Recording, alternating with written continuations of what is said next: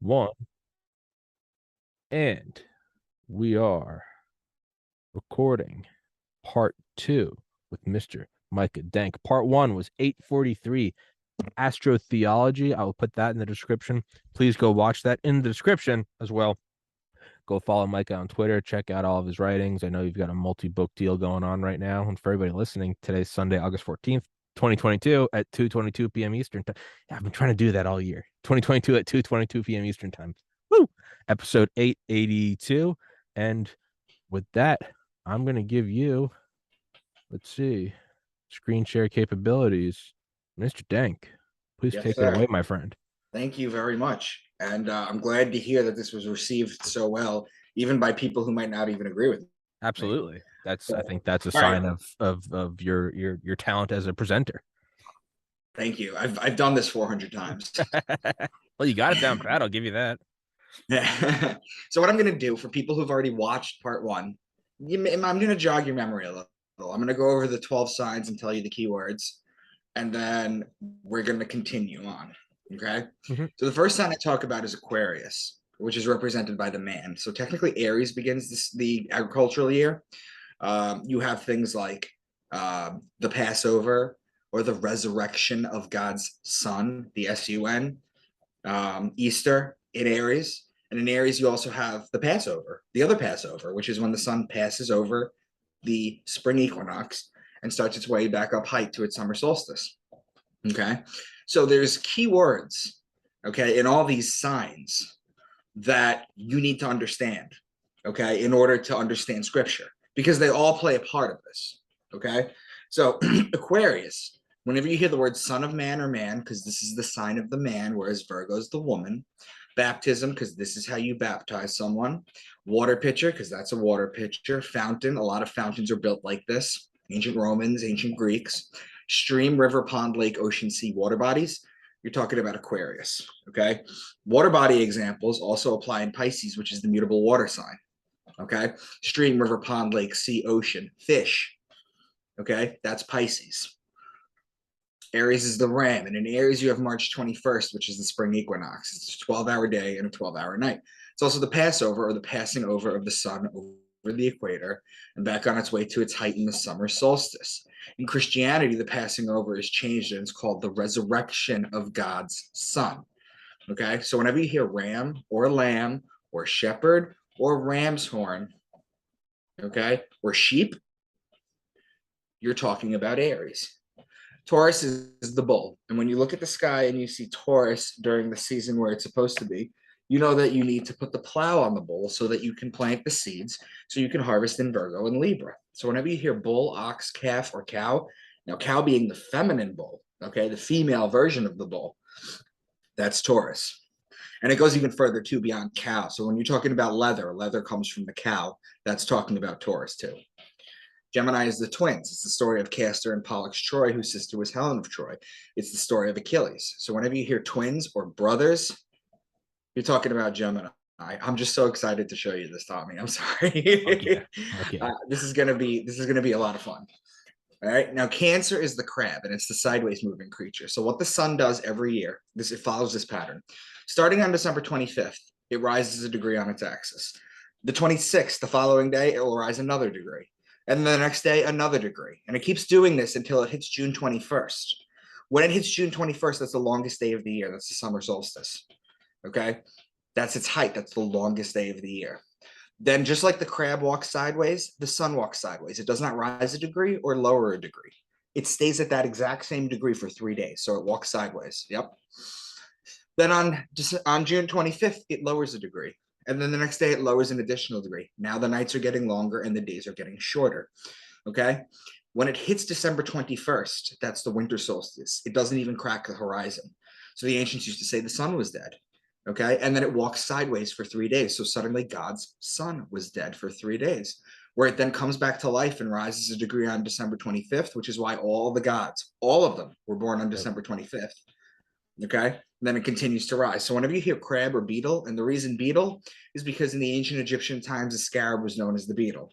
Okay. The zodiac has pretty much stayed the exact same way throughout history, except for two changes. During the Egyptian times, the crab was Cancer, Cancer was the crab, and it became the beetle, the scarab. And if anybody's ever seen the movie The Mummy, the scarabs that jump out of the ground, that's what we're talking about. All right. And the other change was that Leo the lion was actually the Sphinx. Okay, but aside from that, the zodiacs pretty much stayed the same. So whenever you hear crab or beetle, you're talking about Cancer. Leo is the king. He's the lion. He's the king of the jungle. The ruling planet of Leo is actually the sun. So whenever you're talking about lion, lioness, or cub, that's Leo. Virgo is the woman holding the wheat stalk, as you can see on the right. Remember when we said that you plant in Taurus? Well, the reason you did that is because in the ancient times, the virgins would cultivate the wheat in Virgo in order to make the bread for the year. So whenever you hear virgin, wheat, grain, seed, barley, corn, grainy things that you harvest, you can look all this stuff up. If you want to deep dive and figure out when was this harvested? Well, it was harvested in the Israel area around September, okay, in Virgo. Libra is the justice. It's the scales, it's the balance, it's the just one. The reason it's the justice is because, so it was celebrated as the Passover, and it was celebrated as the resurrection of the sun, okay, when it crossed over the spring equinox. Now it's the fall equinox. It's being sentenced to death because it's going to go into winter cold into death. It's the judge because it judges God's sun as it passes over the fall equinox and begins its ascent into winter, into cold, into death. Okay. Libra is also wine season, which is when you plant for the grapes in Taurus, you press the wine in Libra. You can go to any vineyard and ask them the same thing. They have a lot of like girls love going to vineyards, right? I'm from Long Island. I live in Long Island. Girls love vineyards. Dude, I'm from Georgia, and you see all the same pictures. It's all on Instagram. Always in a vineyard. Right.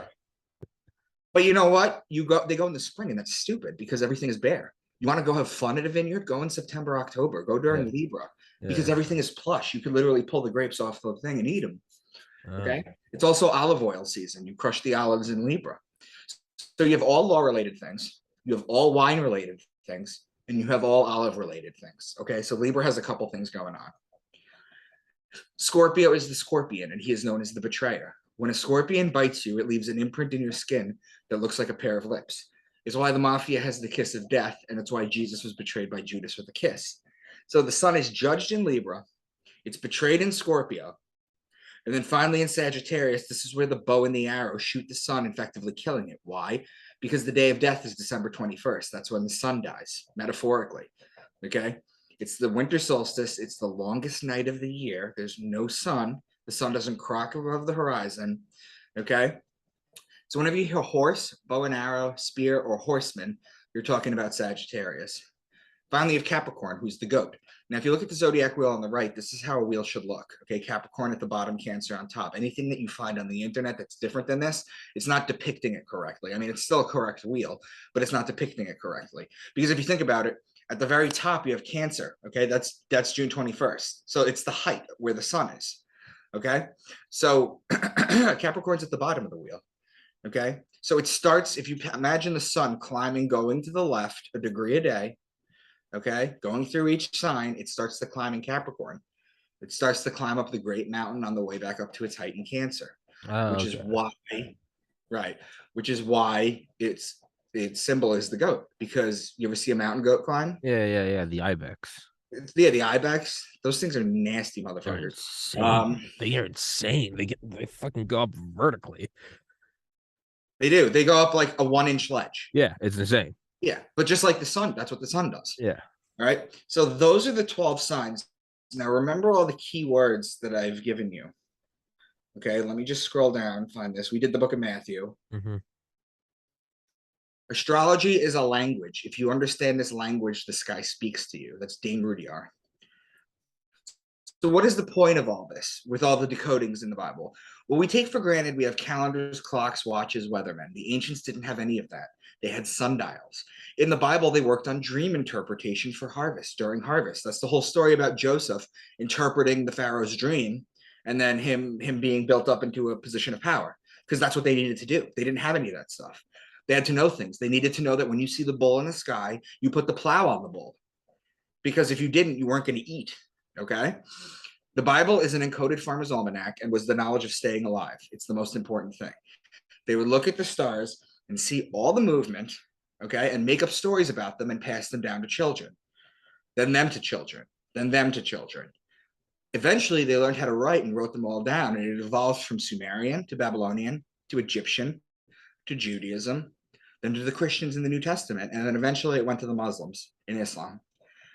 So when you're talking about this, John Dominic Crissant says, my point once again is not that those ancient people told literal stories, and we are now smart enough to take them symbolically, but that they told them symbolically, and we are now dumb enough to take them literally. And that's the problem that you have with most people, because they don't know this ancient science. Okay? Jesus disappears at 12 and comes back at 30. This has been a subject of great debate, but the answer is actually quite simple. What happens to a young Jewish boy at the age of 12? Well, he becomes bar mitzvah. He becomes a man. So Jesus becomes a man and leaves to study. He starts his ministry at 30, but why 30? Well, the ancient Jewish religion has roots in Saturnalia worship from before it. That's why their day of rest is the Saturday or the Saturn day. So why 30? Well, Saturnalia worshippers said that you were not allowed to become a teacher until Saturn came back at the point it was at when you were born. And if you know anything about how long it takes Saturn to go around the sun, it takes 30 years. You refer back to Ezekiel at 30 years seeing God. Ezekiel's inaugural vision. In my 30th year, in the 4th month, on the 5th day, in my 30th year, while I was among the exiles by the Kebar rivers, the heavens opened and I saw a vision of God. So Ezekiel 1, this is Ezekiel's wheel on the right. This is a depiction of it. When he turned 30, he saw God. Jesus starts at 30. Ezekiel starts at 30. Genesis 32, 30. Genesis 32:30 is the passage that I went over about the pineal gland. Where basically, for Jacob saw the place and he named it Peniel, for I have seen God face to face and my life has been spared. Well, Peniel becomes pineal.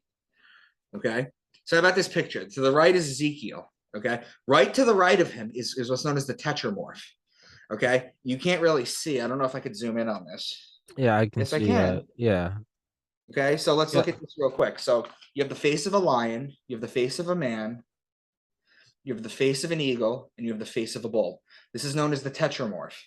Well, the tetramorph are the 4 fixed signs of the zodiac. You have Leo, the lion, you have the man Aquarius, you have the bull Taurus, and the eagle. I went over that in astrology, the scorpion evolves into the eagle. Okay, so you have the 4 fixed signs. Why are they fixed signs? Well, they're fixed signs because they're fixed in their season. In astrology, you have things like cardinal signs, mutable signs, fixed signs. They're fixed in their season. Leo is in the dead of summer, Taurus is in the dead of spring, Aquarius winter, and the eagle or Scorpio is fall. So that's what it's representing right here. Now to the right of it, okay, you'll see the wheel. the wheel.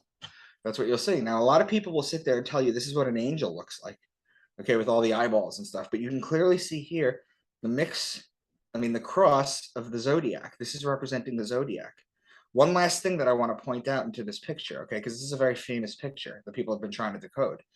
Okay, you see the sun, you see God in the sun, because they're telling you God was the sun. They're literally telling you this, and you just have to understand what you're seeing. Okay, so that's Ezekiel's wheel. Okay, now the sun tells the hour of the day. We went over this. The moon tells the day of the month. The zodiac tells the month of the year. It's a perfect calendar. We're in the middle of nowhere, in the middle of the Milky Way galaxy, right? We're not in any special location. We're not carried off into the corner. We're not in the center of the universe.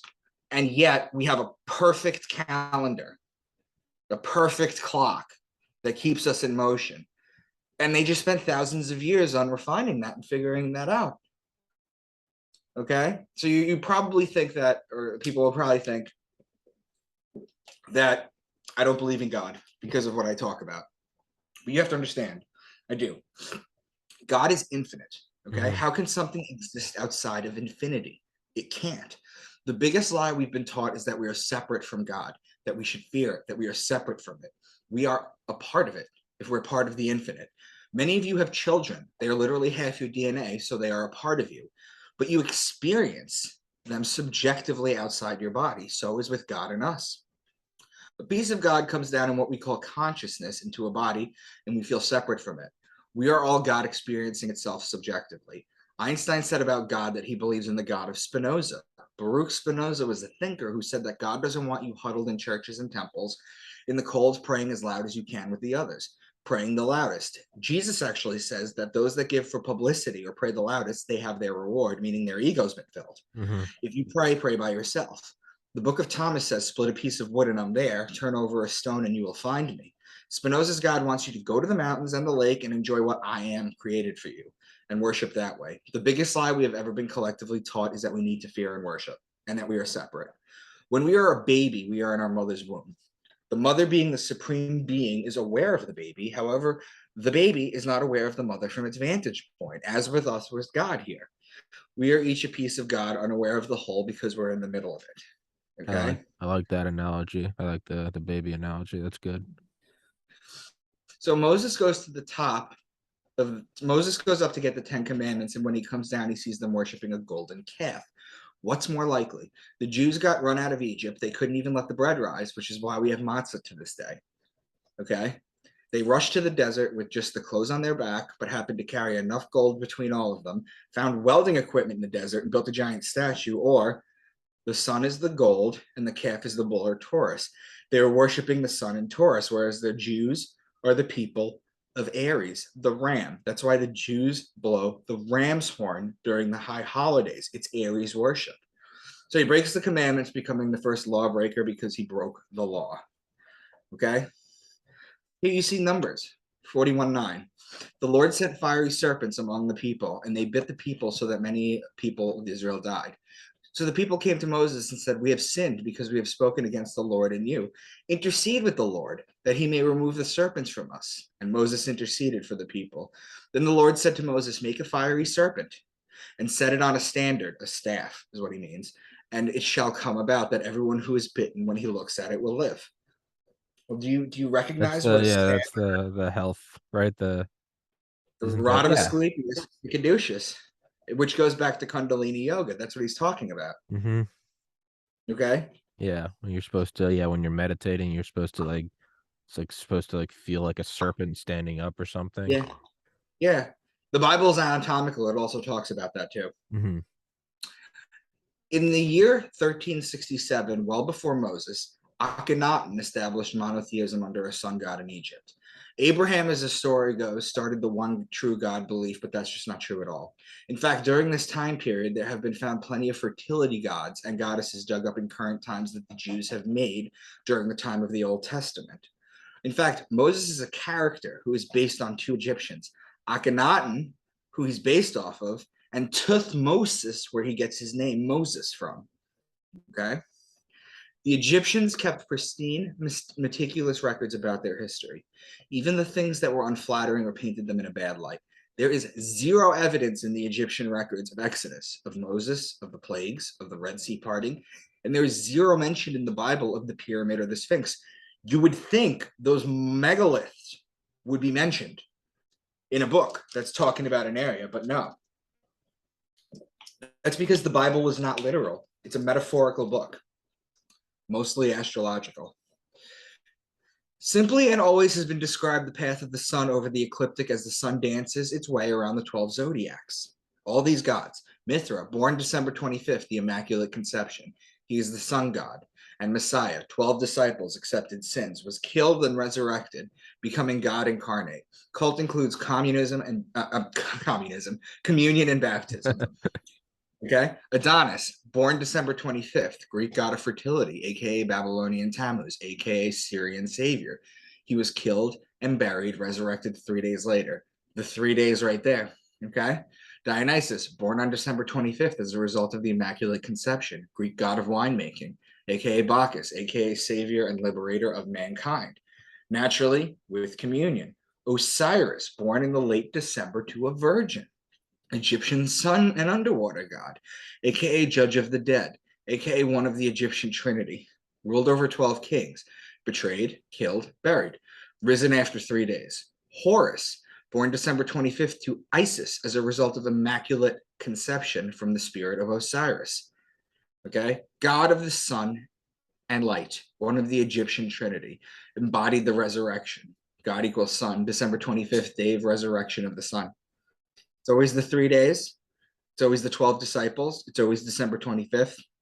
They say, you know, that Christianity is the greatest story ever told, the story of Jesus. The truth about it, Tommy, is that it is the greatest story ever told. But what they don't tell you is it's literally the only story ever told. It just changes slightly through the different histories of people. Okay, but it's like all like, look at this list right here. It's all the same. Okay, it's all the same. it's like Now, Joseph Campbell's The Hero's Journey, right? that's exactly what it is. Every story can be broken down into those 17 steps, I think. Yep, it's the hero's journey. Absolutely, that's 100% what it is. Chapter 125, the Egyptian Book of the Dead, the declaration of innocence before the gods of the tribunal. O swallower of shades, who came forth from Kernet, I have not slain people, becomes thou shalt not kill. O doubly evil one, who came forth from the Brucerite, no, I have not had intercourse with a married woman. Thou shalt not covet your neighbor's wife. O he who prospers the common people, who came forth from Asiut, I have not cursed a god. Thou shalt not take the Lord's name in vain.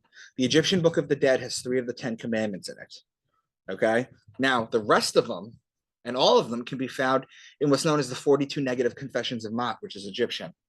See, would it surprise you to know that things are borrowed from previous people and built into the new religions?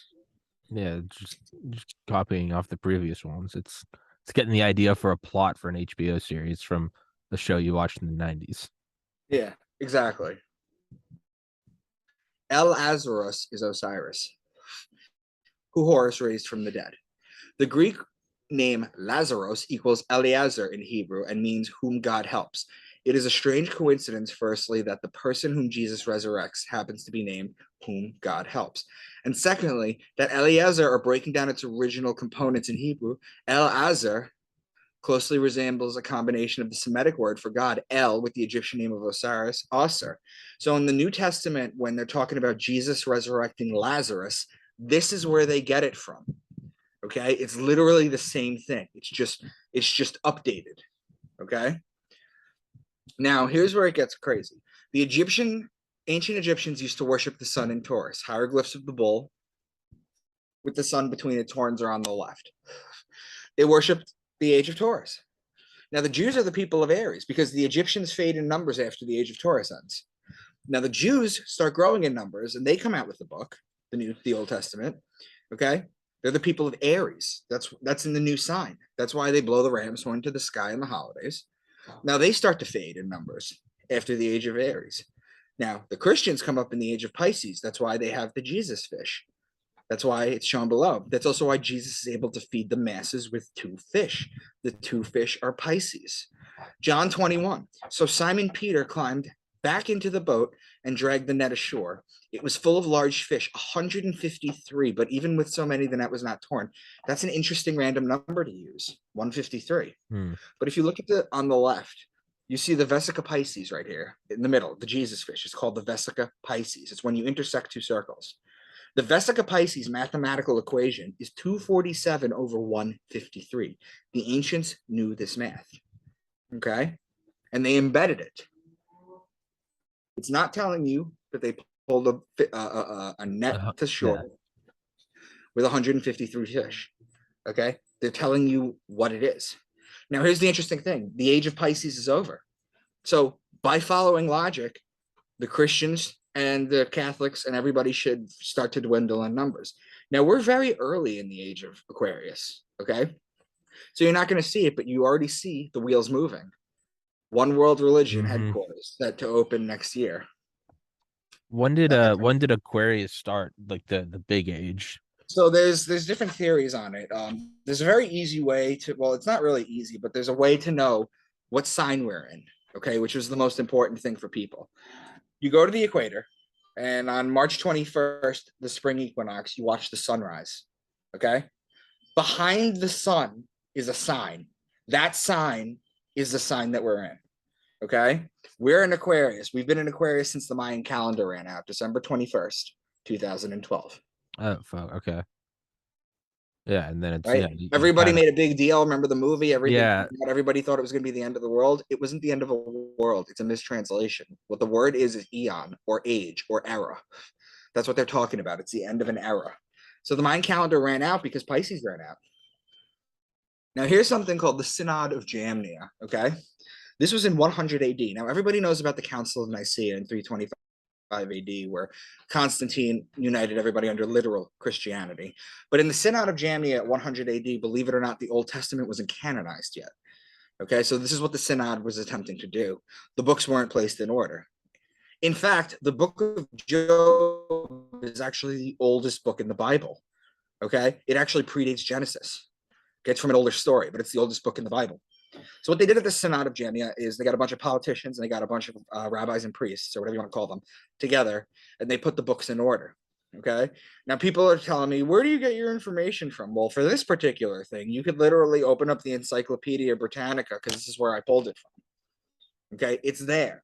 Okay, the information is out there. If you're willing to take time and put it together, you could find the answers. Mm-hmm. Genesis 32:30, and Jacob called the name of the place Peniel, for I have seen God face to face, and my life is preserved. In the middle, here's the eye of Horus on the left. Okay, and on the right is a sagittal cut of the human brain. So you cut it like this, and you open it like this. This is what you see. Now, right in the middle, the thing that looks like a nipple, that's the pineal gland. And the eyebrow ridge above it, right here, just like the eye of Horus's eyebrow ridge, that's known as the corpus callosum in the brain. Okay, what does the pineal gland do? Why is it so important? Well, it releases melatonin. Okay, so what melatonin does is when the sun goes down, you start to get sleepy. It starts to turn off your biological clock. That's how we've evolved as people. That's another reason why the sun is so important, because you can get things done. It keeps you alive. It keeps you warm during the day, and then at night you shut off until it comes back. Okay.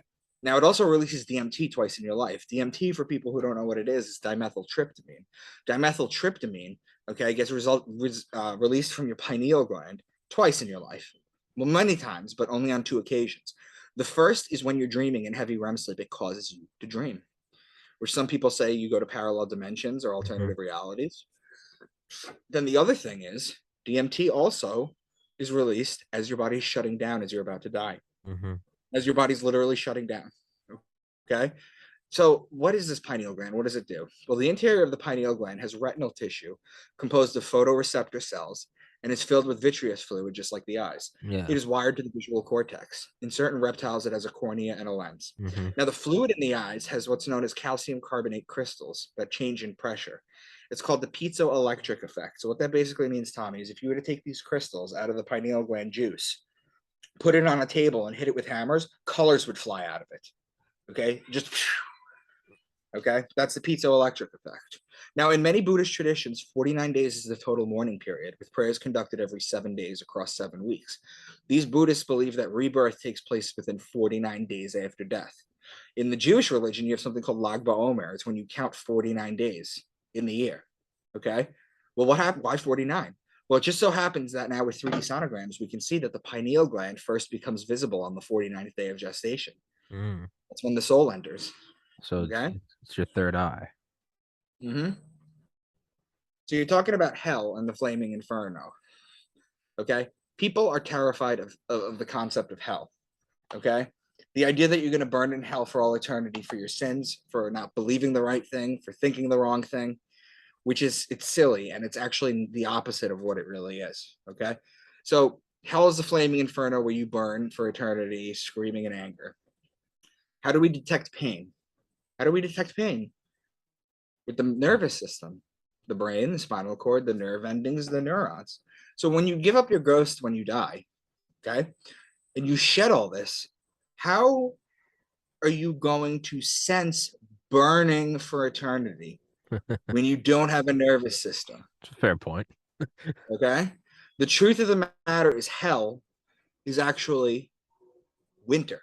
Yeah, it's on Earth. It's the absence from God's. Isn't it supposed to be hell is the absence from God's love, right?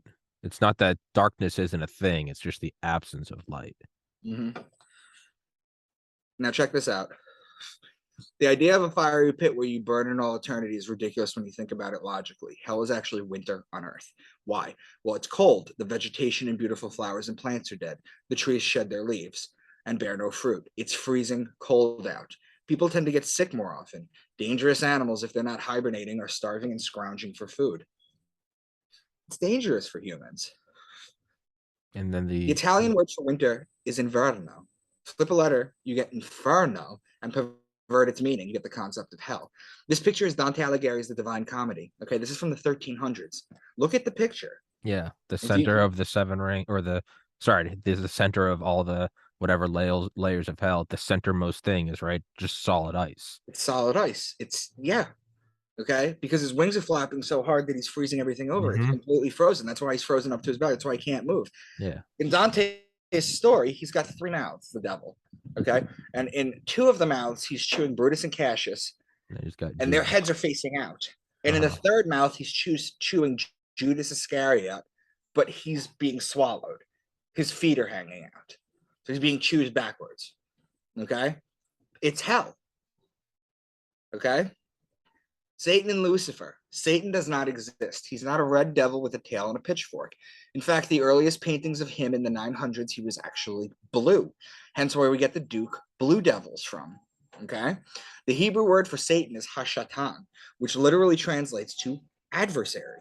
So in proper context, two competing sports teams are Satans to one another. That's all Satan means. Lucifer, he is known as the light bringer. In Genesis 1:3, and God said, "Let there be light." How can there be light without the light bringer, the light bearer? Lucifer is immediately mentioned in the Bible, if not by name, but by action and purpose. Lucifer is also known as the morning star. The morning star is also known as the planet Venus. The reason is because if you go out, do this in the morning, Tommy, go out as the sun is rising and look above it, you'll see a pinpoint, a bright light. That's Venus. It announces the arrival of God's only begotten son, the light of the world, the sun, every day. Lucifer is also known to have a pentagram. That's his symbol. Continuing with Lucifer as Venus, if you follow Earth and Venus's orbit during the sun in a year's time, they almost connect at 5 points. You connect it, you get the pentagram. This is what it looks like. Okay? Hell is winter. Satan and Lucifer do not exist. There is nothing to fear. Okay? I can't tell you how many people I freed from this concept. Okay, that reach out to me constantly. It's just yeah. I remember listening to Bill Hicks, the comedian.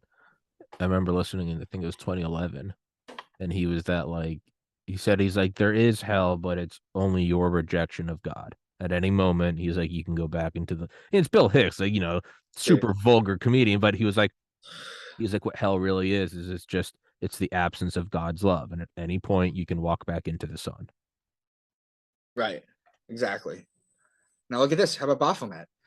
Notice Eliphas Levi's name there. He's also the first person to invent the pentagram pointing down. He's the one that created Baphomet. Now the goat is Capricorn, the head, and the man is Aquarius. That's the sign of the man. Those are connecting signs in the zodiac. Also, at the firmament of Aquarius connects to the opposing sign to Virgo, the sign of a woman, which is why Baphomet also has a pair of tits on her.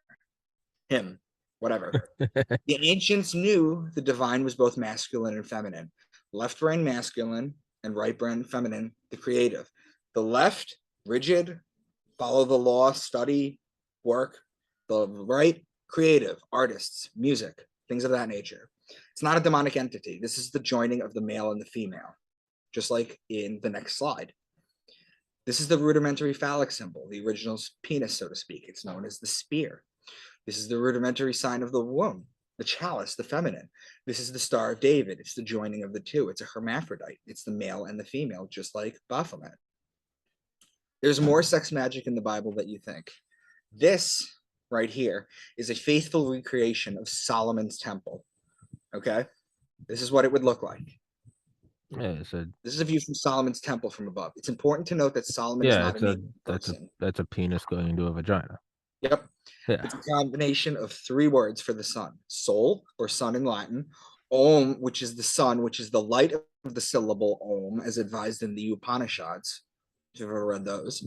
On was the city of light in Heliopolis, Greece. Okay? Heliopolis was called On. That's the city of light. That's why when you go into a bedroom and you need to get light, you have to turn the lights on. That's where it comes from. It's just been passed down. This was created using sex magic. Yakin and Boaz represent the testicles from this view. The porch is the base of the penis, the holy place is the shaft, and the holy of holies is the head. The ark or the hole of the penis is where the DNA information in the Torah is stored. The store chambers represent the female womb, and the 2 entrances to them represent fallopian tube. Solomon wasn't real. Okay? He's a combination of 3 words for the sun, and this temple was made with sex magic. What about the story of Samson and Delilah, though? Well, Samson in Hebrew is Shimshon, which means little son, whereas the root of Delilah is Lila, which means night. When you say goodnight to someone in Hebrew, you say Lila Tov. Okay?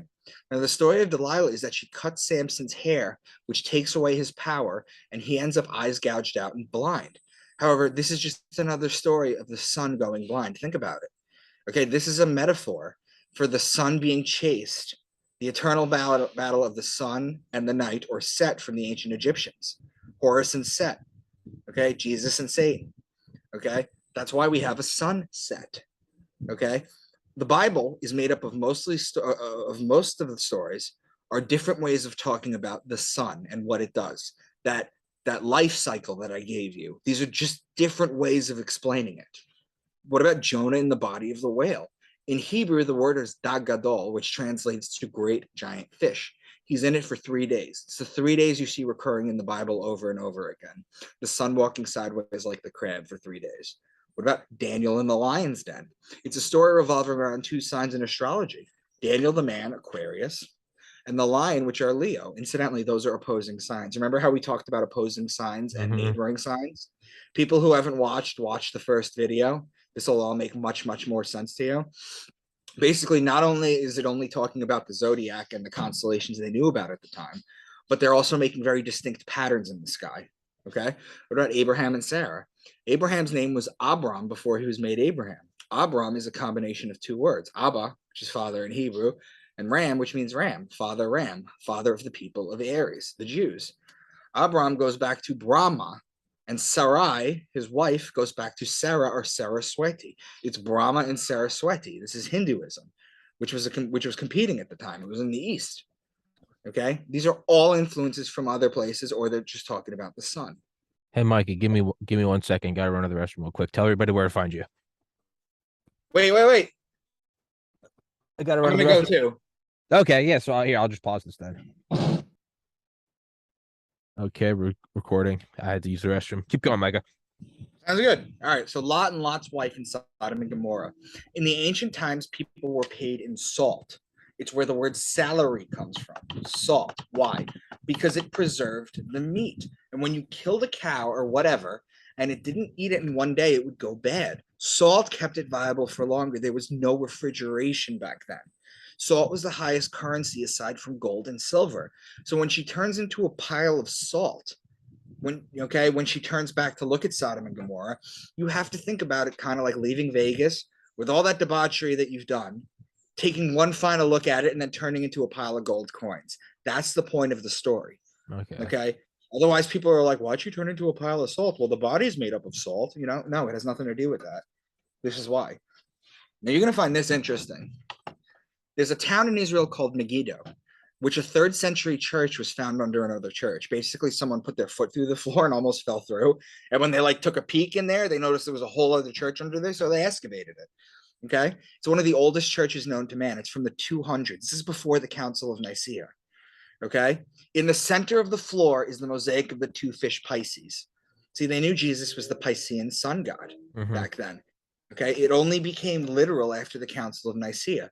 Now, Megiddo is also the root word of the word Armageddon, which is where the war on earth and the rapture is supposed to begin. The zodiac surrounds Stufetta del Bebbiena, the papal bath. That's the papal bath. The zodiac surrounds it. They know this. They know this science. They're not stupid. America was not founded as a Christian nation. And the day will come when the mystical generation of Jesus by the Supreme Being as his father in the womb of a virgin will be classed with the fable of the generation of Minerva in the brain of Jupiter. Thomas Jefferson in a letter to John Adams. What influence, in fact, have Christian ecclesiastical establishments had on civil society? In many instances, they have been upholding the thrones of political tyranny. In no instance have they been sent as the guardians of the liberties of the people. That's James Madison. Next one is James Madison, too. The purpose of separation of church and state is to keep forever from these shores the ceaseless strife that has soaked the soil of Europe in blood for centuries. James Madison. This is my favorite quote. Thomas Paine. The Christian religion is a parody on the worship of the sun, in which they put a man called Christ in the place of the sun and pay him the adoration originally paid to the sun. The ancients knew astrotheology, and they also did not start America as a Christian nation. Remember that when they try and bullshit you nowadays. Mm-hmm. Now, this is a symbol of the swastika. Okay? The swastika, if you read Wikipedia, for example, talks about its origin of ancient times. If you just want some banal, benign information, Wikipedia is fine. But if you're like going into something controversial, don't. Yeah. Right? Okay? From the ancient religions and its peaceful meaning. Again, tweak it a little, and pervert its meaning, and you get the modern day peace symbol that will never be reclaimed as a peaceful symbol. But it goes further than that. The swastika isn't Buddhist or Hindu, Babylonian or Syrian or Sumerian. It's actually astrology. This is the oldest swastika that we found. It's 17,000 years old, and it's from the Ukraine. It's as old as those paintings in the Lascaux caves that we went over in the first half. Well, if you take Polaris, the North Star, and you wrap the Big Dipper around it, you get the swastika. Okay, that's where it comes from. I said, oh, fuck. That's where it comes from.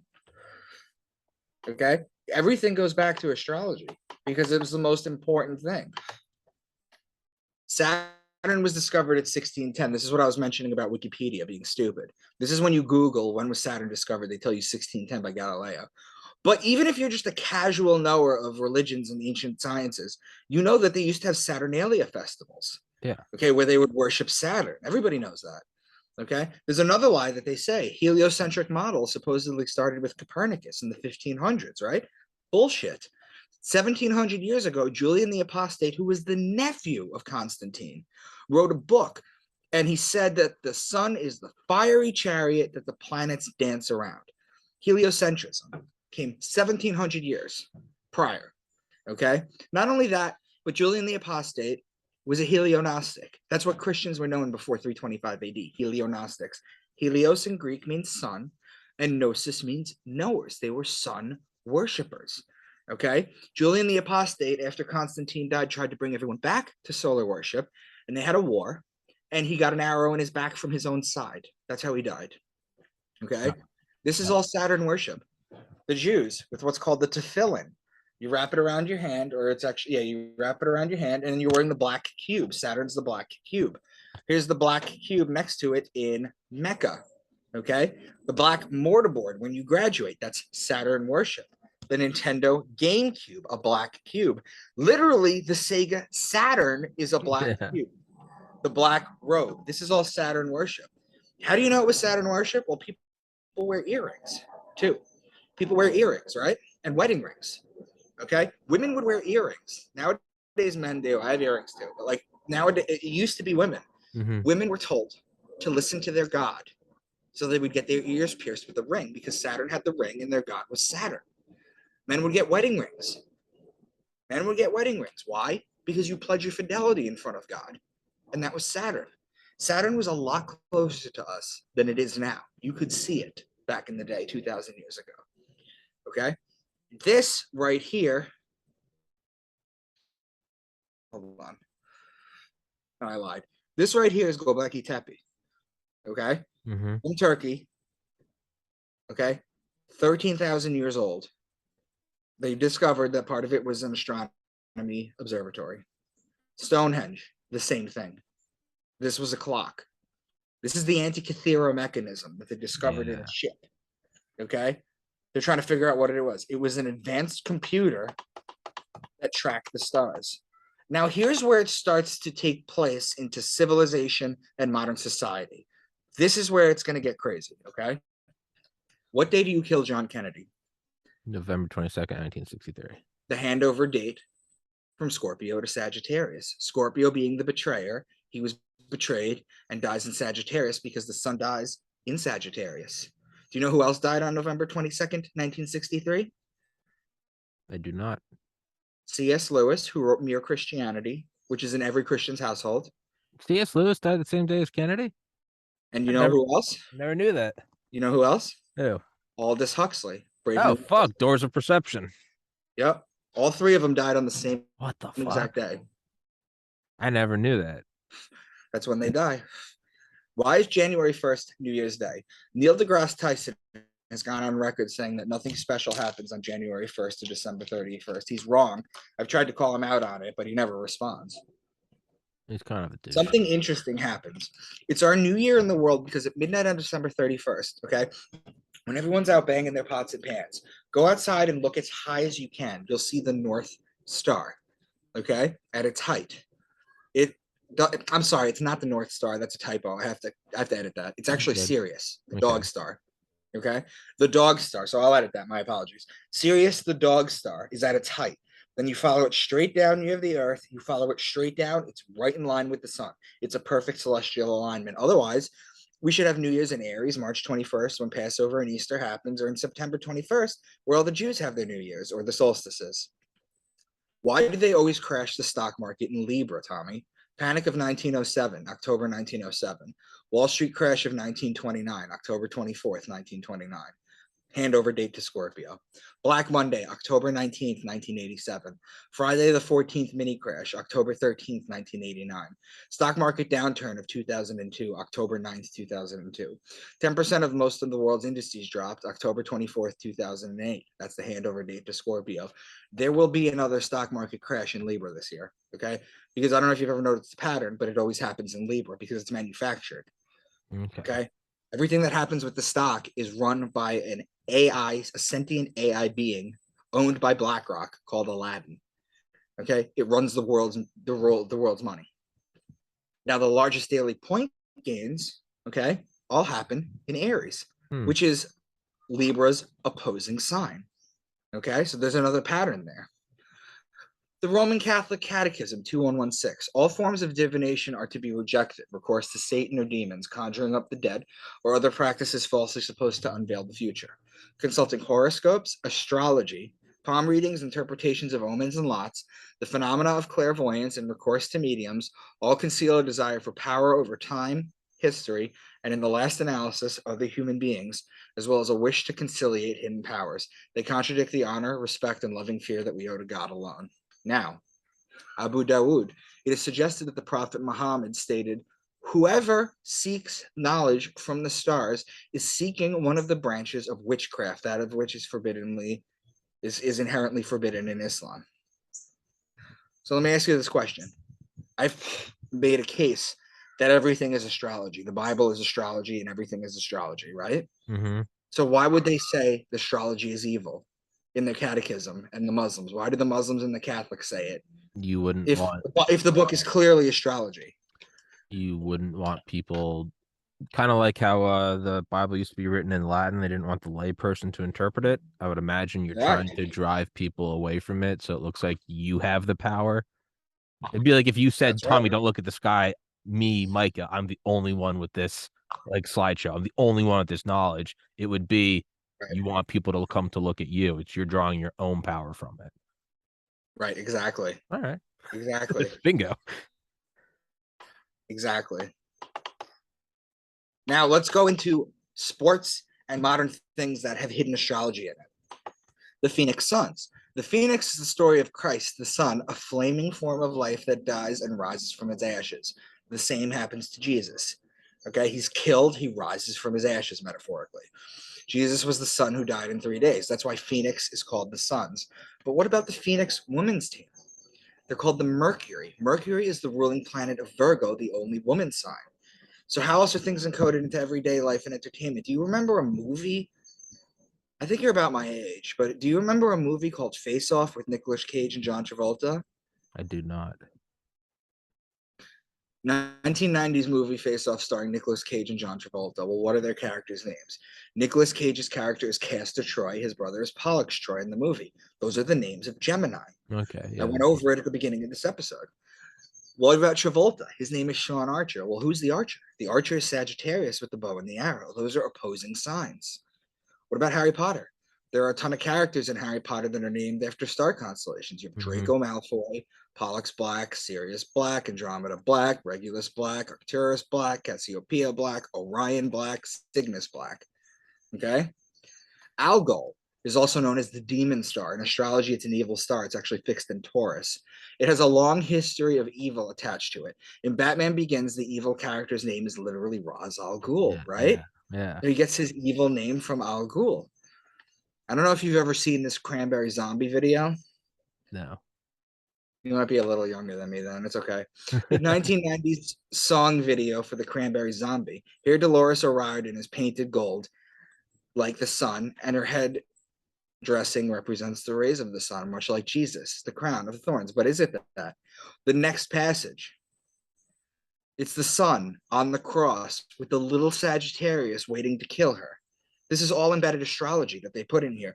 There are people out there that know this science that I'm teaching, and they're embedding it, and you're seeing it, and you're watching it, and you're hearing it, and you have no idea what you're looking at. Okay? Hasn't it always been argued that the Super Bowl is rife with like Illuminati symbolism, so to yeah. speak. Well, the first problem I have with that is that the Illuminati isn't what you think it is.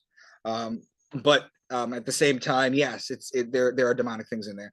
Sure. Gee, I talk about Satan, hell, Lucifer, Baphomet, right? Yeah. And I explain that. I also have a video on my YouTube that I could do that with you one time. You familiar with like these hand symbols Yeah, and everything? yeah. I could do a video on that with you too, where I basically explain all of it. There's nothing to worry about. That's gonna be the 3-second clip somebody takes from this podcast. Tommy's controlled opposition. Yeah, that's what I worry about too. Yeah. Yeah, I don't give a fuck. So what about this? Katy Perry's Dark Horse video. Here we see the Eye of Horus, the Illuminati symbol. Now look at this. This is Michelangelo's fresco of God giving life to Adam. Kind of looks like a brain. Yep. Look at that. Yeah, I never looked at it that way before. This is God in heaven. Okay. Count the angels. There's 12 of them. It's God in heaven with the 12 zodiac signs. Okay. But he's also sitting where the pineal gland is in the brain. Michelangelo knew this. So it's as above, so below. It's God in the 12 zodiacs giving life. And it's also the kingdom of heaven is inside you. And not just the pineal gland. It also kind of, I mean, if you go cross-eyed, it kind of looks like, I mean, that's the outline of the brain. And then it looks like all the fullers, the fissures and whatever it is of the brain folding in on itself. The folds, yeah. Art is just as symbolic, but they're all telling the same story. That's what I'm trying to teach. I'm trying to teach the story behind it. Yeah. See, Christians will sit there and tell me Jesus doesn't die December 21st. He doesn't die at the end of Sagittarius, with the bow and the arrow. He dies right after Passover. The Last Supper was a Passover. I'm like, yes. Or they'll tell me he was born during the Feast of the Tabernacles or 9/11. They have different times where people tell me this stuff, and I'm like, yes, that's the story. This is the science that created that story. Okay? Look at this. The Last Supper. Okay? Now, if you look at this, they're broken down into threes. Okay? Because there's 4 seasons. There's 3 months in each. Each one of these zodiacs are broken down into threes. There's 4 seasons, with Jesus being the sun in the middle. Now look all the way at the left. You have Aries. He's wearing green. Why? Because the first 2 are water. That's blue. Aquarius and Pisces. That's blue. Whereas Aries starts the year. That's green. That's the land. That's the sheep. What they eat, the grass. That's all that. Now you skip one and you go to the next one. You have Gemini. He's holding his hands up. It's the twins. He's telling you there's 2 of them. Okay. Then you continue. You skip another one and you go to Leo. Look what he's doing. It's the female Virgo right next to Leo. What is Leo doing? He's pointing to her Adam's apple to show that she doesn't have one. Okay. He's saying that she's the female. She's the female sign. Now you go to Jesus. Okay. And you go to the next one in green. That's Libra. That's the scales of justice. That's why he's doing this. It's the scales. I'm not going to go into all of them too, but Da Vinci knew this. That's fucking cool. Da Vinci knew all this shit, man. Modern day things are revolving around astrology. Mermaids, a combination of the man sign Aquarius or the woman sign Virgo and the fish sign Pisces. Aquarius and Pisces are connecting signs. Virgo and Pisces are opposing signs. Bullfighting, bull riding. Aquarius the man and Taurus the bull. Jousting, 2 times Sagittarius. Lion taming, Aquarius the man and Leo the lion. Those are opposing signs. Fishing, it's the same as mermaids. Connecting and opposing signs. Okay? Homosexuality in the Bible. Everyone knows about Leviticus 18:22. However, is it really what is said there? The Greek word arsenokotai shows up in two different versions of the Bible in Greek, but was not translated to mean homosexual until 1946. In the 1800s, the German Bible said, "Man shall not lie with young boys, as he does with a woman, for it is an abomination." Leviticus 18:22, same with Leviticus 20:13, young boys. 1 Corinthians are xenokotai, and it's important to mention that the Bible was written in Hebrew, but everyone at the time knew that if you were an intellect, you wrote and read in Greek. So 1 Corinthians becomes boy molesters will not inherit the kingdom of God. If you were to grab Martin Luther's original German translation, which I have seen, by the way, from 1534, they use the word Nabenschonder. Naben is a boy, Schonder is molester. The first time homosexual appears in the German translation is in 1983. All this stuff, man, all this anger towards homosexuality from the religious people, it's misguided. It's completely misled. You're supposed to hate the child molesters. They really tried to include that, but we know that the world is run by pedophiles. Yeah. So they took that back. I'm actually almost done here. Hey, you're good, man. And I want to hear your thoughts on it too. Keep going, yeah. These are the books that I've decoded. The book of Matthew, the book of Revelation, the book of Enoch, Jubilees, the Gospel of Thomas, the Gospel of Mary Magdalene, Melchizedek, Philip, Judas, the secret Gospel of John, the book of Psalms, the Gospel of Q, the book of Mormon. I only did the first book for that. The Gospel of the Lord, according to Marcion de Sinope. Books not biblically translated. See, it's not just the Bible or the Gnostic texts. Okay? It's not just that. I've also done the Emerald Tablets of Thoth with Astrotheology, the Enuma Elish, that's Babylonian, the Epic of Gilgamesh, that's Sumerian, the Code of Hammurabi, the Quran, the Egyptian Book of the Dead. All this is based in astrotheology. Those codes that I showed you, those keywords, those patterns that they form, they all do the same thing. Now, I'm going to show you a quick thing about how it could be I briefly mentioned the Quran. Or I briefly mentioned Islam, right? You're familiar with the 72 virgins? Mm-hmm. Everybody kills for that. Would you be surprised to know that's astrology too? No. I think at this point, 72 virgins, that's what they all do it for. There's a star called 70 Virginis, which borders Virgo. That's okay. There's one virgin in Virgo, so that's 70 plus one, plus the virgin that you marry on Earth. Those are the 72 virgins you get to take up to heaven with. So these people are blowing themselves up for a star metaphor.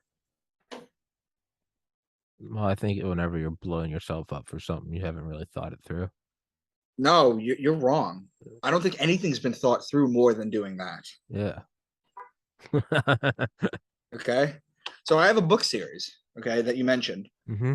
I talk about the following topics: gematria, etymology, numerology, astronomy, astrology, astrotheology, out-of-body experiences, the Akashic Records, symbology, remote viewing, religious secret capstones of the pyramids, mystery school channelers, near-death experiences, DMT monitoring, lucid dreaming, acoustic levitation, physics and quantum physics, psychotherapy, psychology, spiritual guides and shared dreaming, crystal technology, and conspiracies that not many people know about, corruption and secret societies. What I've done is the same way that I broke down astrotheology. I've written a book series. Okay, this is my book series right here, Into the Rabbit Hole series. The first 7 are out. This is what the covers look like. Okay, these are Da Vinci Code type thrillers. They're in the same line, where it's basically religious conspiracies, this and that, where I explain everything. So the storyline is fake, but all the information in it is true. Okay, so these are my 7 books out. It's called Into the Rabbit Hole series. I also have a children's astrology book, astrotheology book out that I wrote with my my astrologer, called A is for Aries. It's for 6 to 11-year-olds or 6 to 12-year-olds, whatever. It's to get them started young. My point, once again, is not that those ancient people told literal stories and we are now smart enough to take them symbolically, but that they told them symbolically and we are now dumb enough to take them literally. John Dominic Crison. Let's take a look at this. Look at this picture. The North Star. There's Polaris right there. It's always Polaris. The lambs are Aries. The camel is Camelopardalis, which is in Gemini. The donkey is Acellus Borealis, which is in Cancer. Okay. Cancer and Gemini are connecting signs. The bull is Taurus. Okay. Taurus and Gemini are connecting signs. Okay. And the lambs are Aries. So this picture right here has 4 connecting zodiac signs. It's making a very distinct pattern. Mm-hmm. Look at Jesus the baby. He has the sun behind his head because he always has the sun. Mary and Joseph's clothes are alchemical. Okay. Facebook and Instagram, Micah Dank, Twitter at Real Mr. Dank. I have a YouTube channel where I decode all these books. Okay. So basically, I just want to show you real quick. Sure. These are the pictures of Jesus from the internet. Okay. Caesar Borgia's face. Okay. You have the heart outside the body, the two fingers up, the sun behind, the sun behind, the sun behind, or having to do with the sun. Baby Jesus, you always see the northern star Polaris. Mm-hmm. Okay. You see the sun behind their heads. Okay. And that, my friend, is part 2. So if we're going through that, it's just, and again, as last time, I'll put all the links to your books, Instagram, Twitter, all that good stuff. YouTube, I'll put it in the description. So there's nothing new under the sun, right? We're looking at the same stories, repeating it, whether it's you're reading about Hercules or Harry Potter, it's the hero's journey. Right. So we're just seeing this thing manifesting itself again and again and again. So then the question has to arise, is there a purpose to it all? Because if it's the same thing cycling again and again and again, It's the same way they hit it in Latin, and the same way they chained it to the pews, and the same way they hid it from people. It's the same thing here. It's hiding the ball. It's hiding the information, because this is what rules. Astrology is the oldest science. Yeah. Okay. And not only is it the oldest science, but it's the most prevalent in the Bible and the world. Yeah. Okay? So my first egocentric Western capitalist driven mind is like, if you have a playbook, the first thing comes into mind, how do you use the playbook to your advantage? How do you predict things? How would you predict a stock market? How would you predict? But then the next thing comes is, well, if it's just repeating itself again and again and again, it almost seems like there is no end purpose. It's a story. It's a control mechanism. Okay. What it is it's God-given, and it's a control mechanism. It's been hijacked. So so to me, it almost just seems like it's a dance being played out in trillion different generations and different centuries. And either it's ancient Egypt, or it's 2022 with stealth bombers and satellites, or it's 5,000 years ago with a club and you're fishing and whatever. It's just kind of, it's God revealing itself in a trillion different ways, but it's the same. It's like the atom, the protons, the electrons, and then you zoom out, and then it's just, the sun, the moon, the stars, and then it's all the stars going around just the center of the galaxy. And okay. So it's just, and then you look at that and it's like, well, what is the purpose of it then? I don't think there has to be a purpose. I think it's just, the purpose is it continues to control people. Yeah. So then how do you break out of the control? You become aware. You become aware of it, and then I guess you don't play into it. Yeah, you just like Tommy, like, don't invest in Libra. Like, for example, you know what I mean? Like, you start to understand this shit. You'll start to understand this. You'll read the Bible differently. You'll see the passages differently. You'll understand things differently. And so in 1,000 years, when we're some spacefaring species, and it'll just be playing itself out in some new thing. It'll be correct, but it'll be the same story at the core. Exactly. It'll be jump ships and galaxy drives and huge galactic corporations, but it'll be the same. It'll be sowing your seeds. It will be the death of the sun. It will be, so it's the hero's journey. We're all living it. We're all living our own version of it. And then God's the ultimate storyteller, because he's telling the same story again and again, but it's mind blowing every time. There's no reason not to think that other civilizations out in the universe don't have their own story. Well, yeah, that's something I was going to bring up, right? When you said earlier, like, we are in the perfect clock. We're in this we're in just a random arm of a random galaxy. You got to wonder then, if every sentient race, if that's something encoded into the universe, like, for there to be a sentient race, it can only happen in a planet that, if you exist on, your point of view would have a clock that's relative to, maybe you have a 16th month year, maybe you have a 2-week year, but it would still relatively come down to, and then, it's. Well, think about it logically. Think about like 10,000 years ago. What did you have to do? Like, the men would fashion spears and they would go hunting and they'd bring home food. The women would take care of the children. What else did they do? Well, you had to find out which berries were going to kill you and which berry you had to learn all that. Then eventually you had to get to medicine. You had to get to all this modern shit. But when you're just starting out, what do? The There's no light basics. pollution. There's no noise pollution. You could see the whole galaxy. Okay. You see everything going out. Your kids are like, what's this? And they're like, oh yeah, Zeus is doing this, or Jesus just moved here, or this things to that level. They pass these stories down and then they get written down and then they get passed down. Every ancient holy book has this pattern to it. It's like the first time you're playing a video game and it's Right. got like the tutorials and everything. Right. After you've speed run the game 100 times, you can turn off the tips. You're like, I Yep. got it fucking figured out. But to Yep. someone first playing the game, the Right. early civilization, it's like press B to turn right. And it's like, Right. okay, you got to have the basics. This is how you reload the gun. Right. This And is what how do? you You regenerate your have to health. know. You look at the sky, you finally figure out it's a bull Mm-hmm. because you have to put the plow on the bull. We have John Deere shit for that now. Yeah. But we Yeah. don't need John. But back in the day, they had the bull. Yeah. Okay. And also back in the day, they only knew about 7 planets. They didn't know about the 9. Yeah. Pluto is still a planet because when you go into astrology, when you start giving readings and everything, Pluto plays a big part of your personality. Okay. This stuff is real. Okay. And the religions are trying to dumb you down, make you fear what you're already a part of, which is God. Mm-hmm. Think about it. If God is infinite, how can you exist outside of infinity? Well, that's the realization I had on a massive dose of psychedelics was like, oh, God is everything. It wasn't oh, it's a shining light, or it's heaven, or it's teaching Right. you a lesson. It was It's inside you're you. swimming there can be nothing Right. but it. Right. Because God is infinite, right? Yeah. So what is the meaning of life? What is the purpose of life?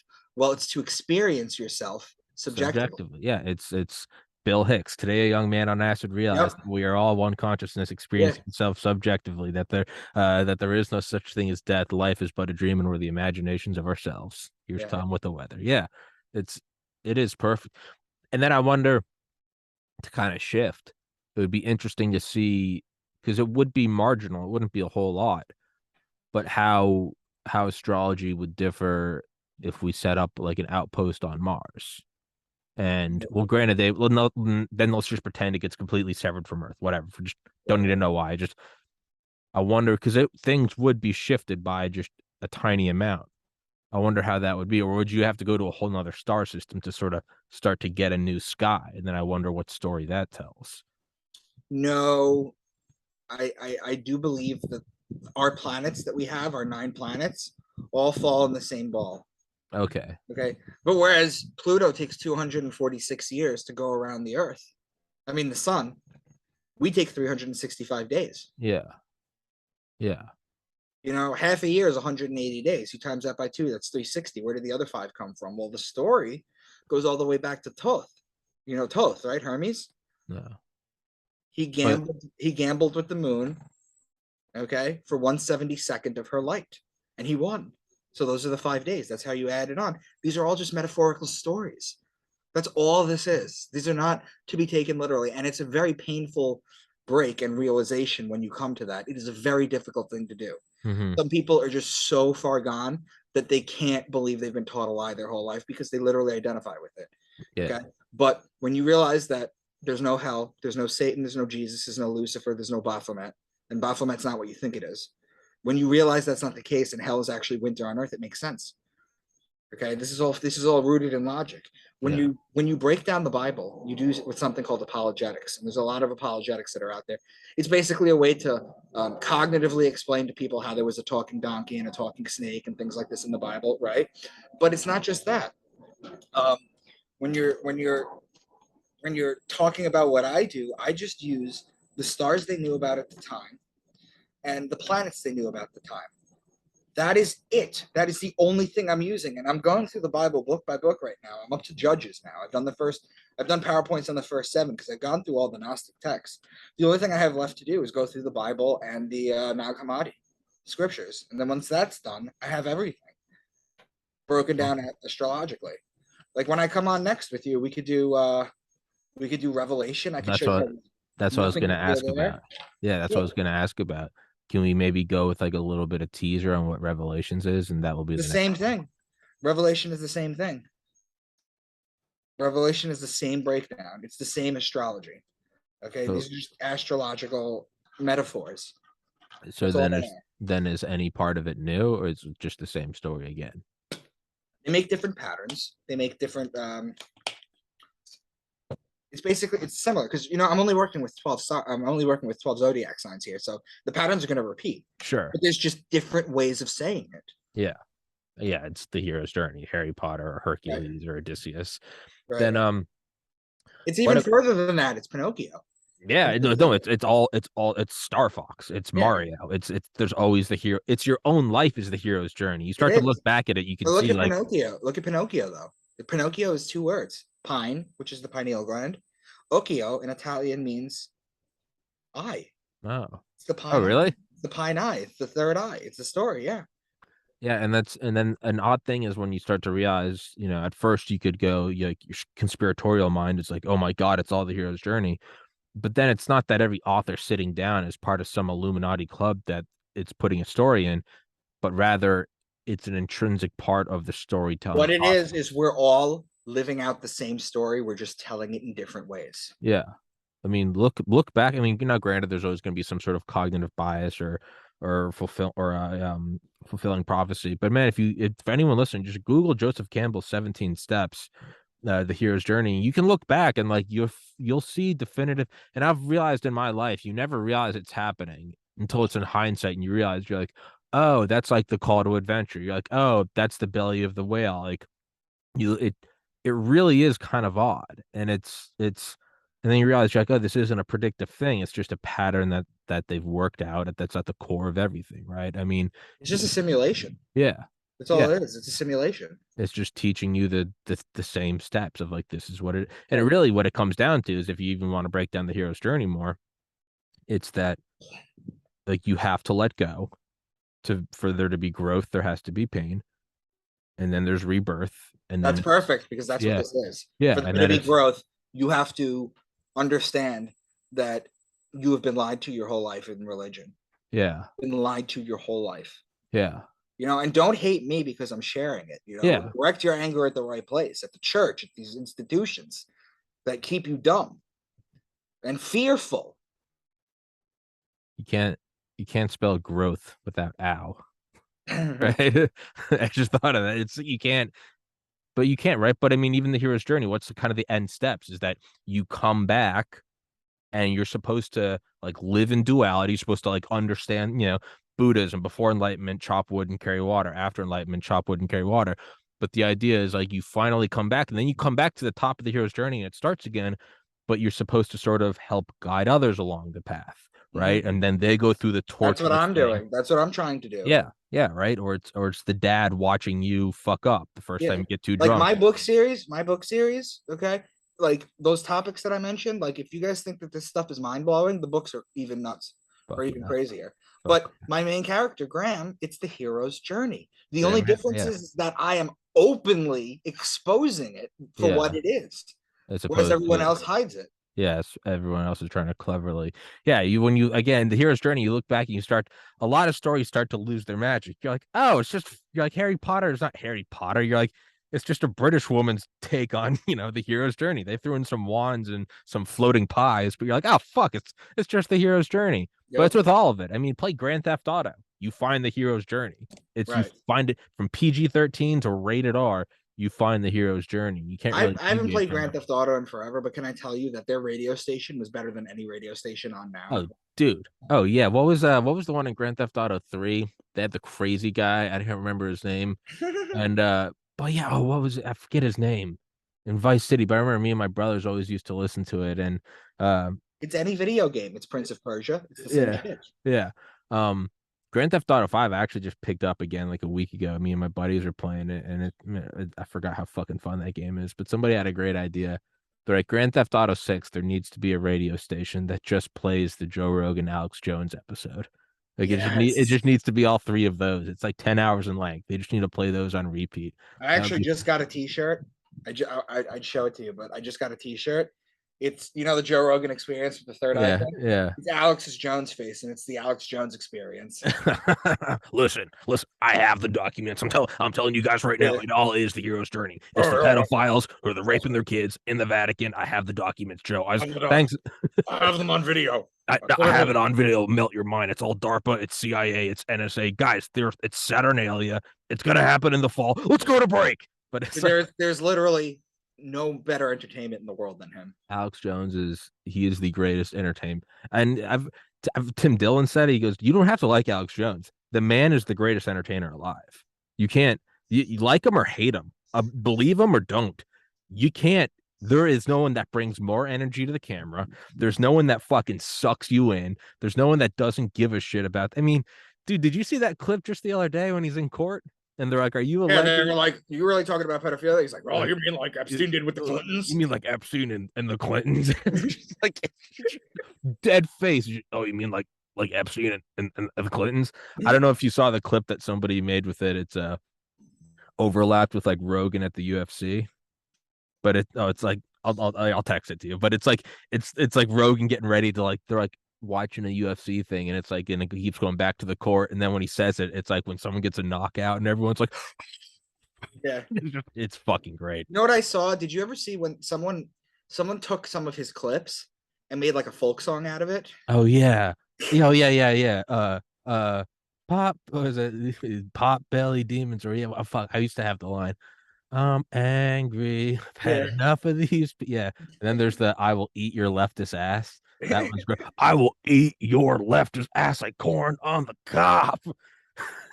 There really is no better entertainer than him. He's amazing. Greatest alive. He's the greatest alive. I got to meet him over New Year's Eve. I got to go to his studio, and it was just I was in there and I was like, kind of walking around. He keeps it at like 40 degrees, and he has like security and stuff, so you can't wander too far. But it was me and my brother. And we were just kind of walking around looking. He has his YouTube, his golden play button, but he's obviously banned from YouTube, so it's just framed and it's just full of bullet holes. And it's and he's it's great. He's got all the books you would imagine, and we're just walking around and then I just heard his voice before I even saw him. I just heard like just this deep gravelly grumbling, and I was like, oh my God. And it was like a movie. You could hear him before you could see him. I saw him. He's like shorter than I am. He's like twice as wide. I just walked up to him. I was like, I got to give you a hug, man. He's like, oh, bring it in, brother. It was like 10 in the morning. He's like, we got ribs. We got mashed potatoes. We got Texas toast. He was like, help yourself. And I was like, oh, this is the greatest fucking New Year's Eve ever. It was fantastic. Amazing. It's funny. My book series, I have a character in it called Blur Slanders, and he's Alex Jones. Fuck yeah. Like sometimes the characters will like turn the TV on and they'll hear a while. It's for the conspiracies that I'm not gonna like flesh out into like story points. So they'll just turn the TV on and he'll be like, dark for this, and they'll turn the TV off and then just a little backstory. Yeah. Fuck yeah. No, Joe, I'm telling you, it wasn't thermite paint. It was the two towers. I have the video. I had the guy on the show and then he died. All right, Alex. What do you make of his Bohemian Grove tape? I only watched it like once before. To me, I guess, I have listened to so much Alex Jones primarily. I mean, I've listened to the Rogan episodes. There was a summer where I listened to those like that the first and the second one. I was doing like power washing and I would just be outside for like 7 hours a day. I listened to those two back to back every day for like 90 days. But like what I'm getting at is, I guess after seeing so much other stuff of him, the Bohemian Grove is like the least shocking part of it. Yeah. Like you watch his show and you're like, yeah, forget the fucking owl in the woods. Like you're watching Alex Jones strike down a drone with a sword and like casting demons on George Soros. You're like, yeah, fuck the wooden owl. Yeah, whatever. I think it is kind of perfectly hidden though, right? It's so absurd that you almost can't face it. You're like, it couldn't be that. It couldn't be that a bunch of wealthy people are out in the woods doing a mock sacrifice to like it hides itself, right? And that's sort of the brilliance of it. It's no one believes that that's actually what's happening. My 6th book actually talks about we don't call it the Bohemian Grove, we call it the Big Heaven Room. Oh fuck. An anagram for Bohemian Grove. Yeah. And it's the same thing. I go through a whole sacrifice. I'm drinking adrenochrome, the whole thing. And it's part of the storyline. Yeah. Yeah. It's wild. My books are basically Alex Jones in novel form. Hell yeah. Listen, Micah, I've got the documents. You're a lot closer than you think you are. I'm just saying, stay safe. Take some iodine. I gotta go. Fuck yeah. Well, Micah, hey, let's wrap this one up. love to have you on again, man. I'd love to have you on a million more times. You're a cool fucking guy to talk to. You're a nice guy. Books, Instagram, Twitter, YouTube, all of it will be in the description. Yeah, everybody as just last time. everybody just sign up for my. If you're gonna only do one thing, either get the books, reach out to me on social media because I do sell signed copies. I do support myself that way too. But if you guys want to, just go to my YouTube and just start watching the videos. I explain everything. Yeah. Just go subscribe. Go to Twitter. Subscribe for sure. Yeah, that's go give them the little button. That's all I need. Just give them the little button. Trust me. As another creator, that little button means more than you know. Just give me a little. I notice every single one of them. But so thanks for having me on, man. Listen, let me know what kind of feedback we get. Absolutely. Yeah, and everybody listening, hey, drop your comments in there. I read them all. I try to read them all. I don't get notifications because I'm not on YouTube, so I just go back to videos and find notifications. But fuck me, I guess. But hey, bro, let's wrap this one up. I'll text it to you when it's up, and I will make a note to text you before I go to bed today, and we'll schedule another one because if I don't do it today, it will slip my mind. So I just made a note of that. I'll text you at some point today, and we will schedule the next one. I'll put all your stuff in the description. Anything else? That's it, man. What'd you think? I loved it. I absolutely loved it. And again, as my own boss, I wouldn't have you on a third time if I didn't want to. I'm gonna have you on. I want to do Revelations next time. I want you to just take me all the way down the Revelations roller coaster. We could do that for sure. Hell yeah. Well, hey, Mike, I got another guest coming up, so I got to bounce. Take care, my